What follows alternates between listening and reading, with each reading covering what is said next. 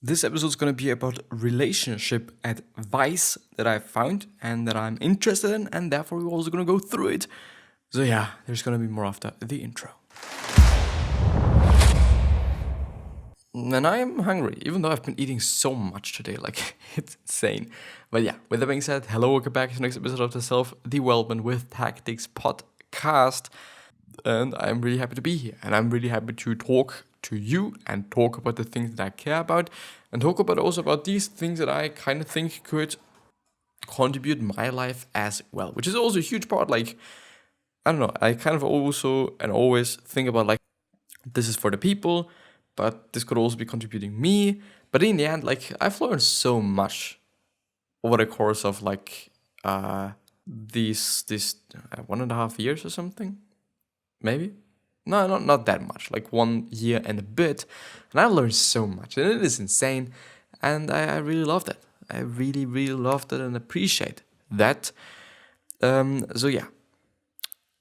Let's see. I'm gonna skip this part, so please check out the description. There is a lot of information there. There's a lot of necessary and important information there, as well as free stuff. And as well as ways to just make the whole experience a little tiny bit better. So yeah. This is from the markmanson.com or .net site, I'm sorry.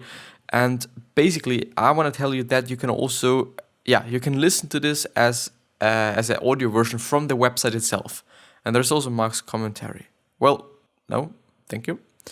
And you can also print it as a PDF. So there's a lot of ways you can consume this full one without even just caring about my video. Like, I do just want to talk about certain things that I've highlighted here. And I certainly didn't go through everything. I didn't read everything. I was just kind of actually nitpicking some things. I found some interesting words, and I wasn't really trying to summarize the whole thing. Also because I was a little bit not too lazy, but I didn't kind of want to. But yeah, I think we'll just go through it. The links to this article is going to be down in the description. So if you want to check it out on your own, please also do that, I would say. But yeah, let's see. The first thing is here. The response was overwhelming. Almost 1,500 people got back to me. Many of them sent replies measured in pages and not paragraphs. I took weeks to come through them all, but what I found stunned me. For a start, they were all incredibly repetitive. So what Mark Manson did is he sent out a few questions, and the questions were, this is what I asked. Anyone who has been married for 10 plus years and is still happy in their relationship, what lessons would you pass down to others if you could? What is working for you and your partner? Also to people who are divorced, what didn't work previously? And he just sent it to his whole community, to the whole community, which is something amazing. If you're having a community that you're able to do something like that, that you're actually able to get help from them to help them. Kinda, which is kind of an interesting thing. But yeah, so there's like, I think 13 or 12 rules, quote unquote rules, or things that he just found. And we're going to go through them. We're going to talk about them. And I think actually they are pretty good. I wouldn't necessarily say that it is something that's revolutionizing the whole thing. Not necessarily. But it is like still important to go through them. And it's still maybe important to just talk about them. The first one is be together for the right reasons. And there's always like a little paragraph of what one of the contributors said, or like the listeners or readers or whatever. Don't ever be with someone because someone else pressured you to. I got married the first time because I was raised Catholic and that's what you were supposed to do. Wrong. I got married the second time because I was miserable and lonely and I thought having a loving wife would fix everything for me. Also wrong. Took me 3 tries to figure out what should have been obvious from the beginning. The only reason you should ever be with the person you're with is because you simply love being around them. It really is that simple. And if it is probably not the case, I don't know. Maybe you can work on that. Some of these wrong reasons included pressure from friends and family, feeling like a loser because they were single and settling for the first person that came along, being together for image, because the relationship looked good on paper or in photos, not because the two people actually admired each other, which is, I think, something that is just happening. I do not want to blame social media, but, being young and naive and hopelessly in love and thinking that love would solve everything. No, money. No, also not. The second thing is have a realistic expectation about relationships and romance. And there's again a little paragraph of a reader.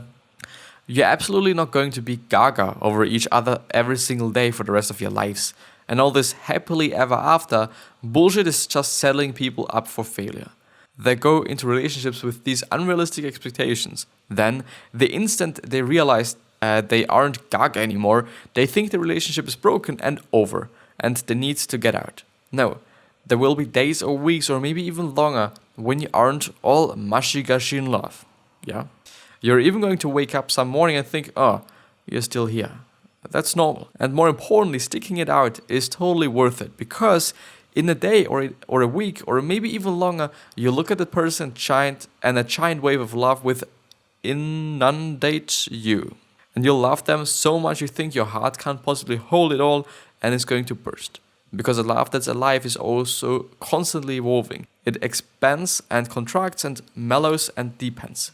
It is not going to be the way it is to be or what the way it will be, and it shouldn't be. I think if more couples understood that, they would be less inclined to panic and rush to break up or divorce. Yes, I'd say so as well. And I think also being realistic about it. Like, some people are going to be like, well, our relationship has been bad for so many years. And you've been just together for, I don't know, 10 years or something. And I think we are often overdoing that quite a bit. Like, really quite a bit. I mean, like, what might seem but maybe this is also just what I feel and what I've experienced quite, that it is like, well, I don't actually see it that way.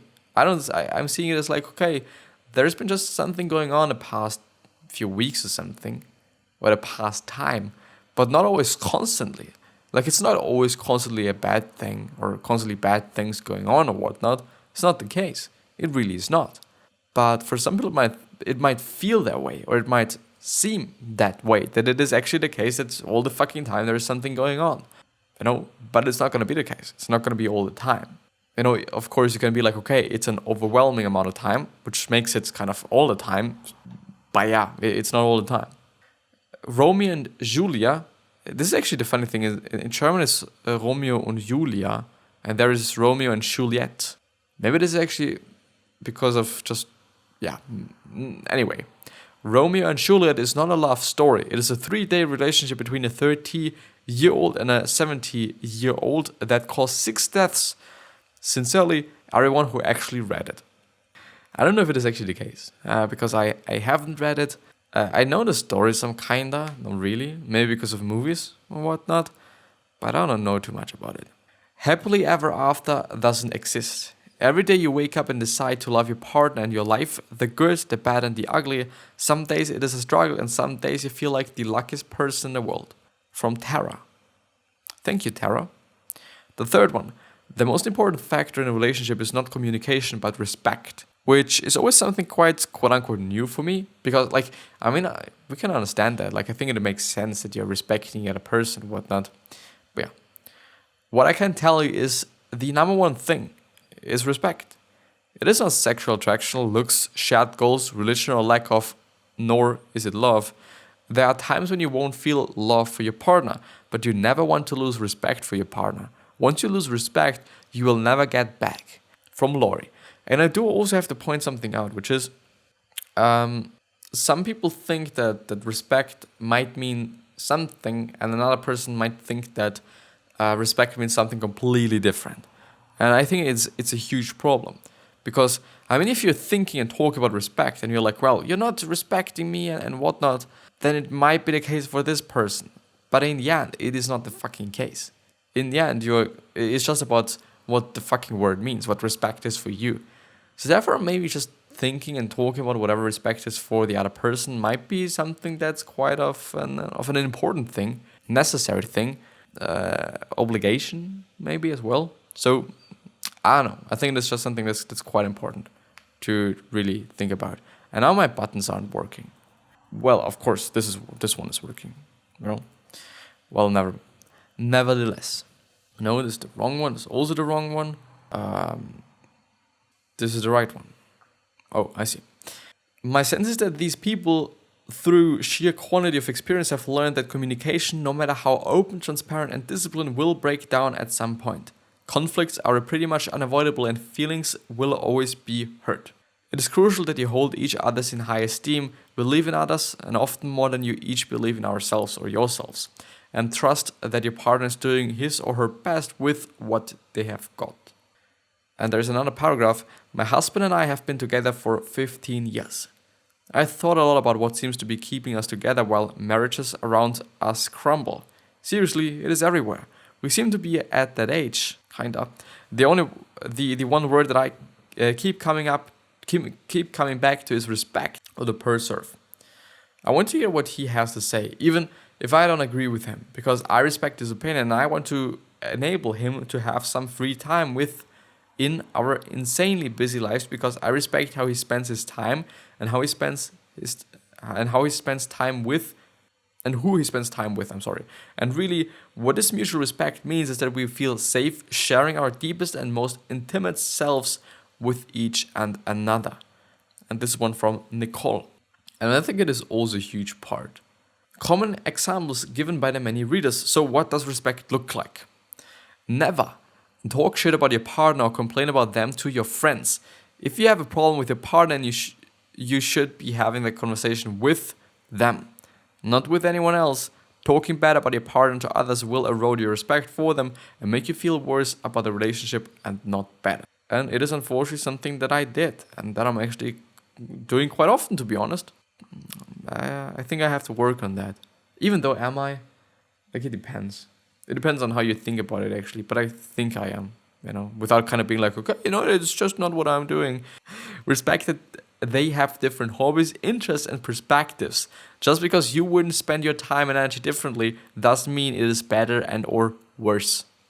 Respect that they have an equal say in the relationship, that you are a team. And if one person on the team is not happy, then the team is not succeeding. No secrets.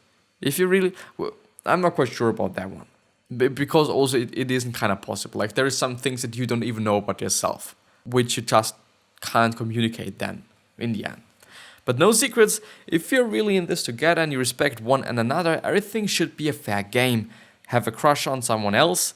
Discuss it. Laugh about it. Had a weird sexual fantasy that sounds ridiculous? Be open about it. Nothing should be off limits. Which, by the way, is something that I'm also trying to do. Like, if there's something coming up, I do just really tend to be like, well, tell me, Just tell me. I mean, like, I am actually not such a person, which is something that I'm quite, not proud, but I'm quite thankful for. I'm not going to be like, well, I'm so jealous that this person dreamt about this and that. Maybe this is just something that is coming with time in a relationship. If the relationship is just really fresh and really just new, then it is something completely different. And it's going to be like, well, you've dreamed about this person and just doing whatever with that person. Do you don't love me or something like that? I think it really comes with time. I really think it is. It's just, I think a lot of things come with time and go with time as well. Talk openly about everything, especially the stuff that hurts. We always talk about what's bothering us with each other, not with anyone else. We have so many friends who are in marriages that are not working well, and they tell me all about what is wrong. I can't help them. They need to be talking to their spouse about it. If you can figure out a way to be able to always talk with your spouse about what's bugging you, then you can work on the issue, says Ronnie. There can be no secrets. Secrets divide you, always. Tracy. I'm not quite sure about that. As I said, like, there's some things that you don't know about yourself. So is it then a secret? Yeah, kinda it is. Is it really, really like a secret? No, kinda it is not. But and that's actually a pretty difficult thing. And I also don't know if you can actually be fully transparent. Not concerning like respect or just believing in the other person or just kind of fearing that the other person is going to be just angry or whatnot. I'm just not caring about that, but I don't know if just everyone wants to be fully transparent. And if you can, like, there's always some things that you forget about. At least this is what I feel. Like, there's going to be at least like 5% that the other person does not know. It's actually going to be maybe 20%, since there's a lot of things that you don't know about yourself. And then there's things that I don't know, that might be so just natural to you that you're not communicating it. But it is not a secret. Kinda. Like, I think it is a strange thing. Maybe I'm just overthinking it. Maybe I'm just doing it like, or I'm complicating it or whatnot. Well, yeah. If something is bothering you in a relationship, you must be willing to say it out loud. Doing so builds trust, and trust builds intimacy. It may hurt, but you still need to do it because no one else can fix your relationship for you. Just as causing pain to your muscles allows them to grow back stronger, introducing some pain into your relationship through vulnerability makes the relationship stronger. I've actually never been thinking about it in that way. But I'd say that it actually makes sense because in general, vulnerability, also when you're just talking to somebody, it doesn't matter then, is a pretty important thing and a pretty good thing because it creates connection.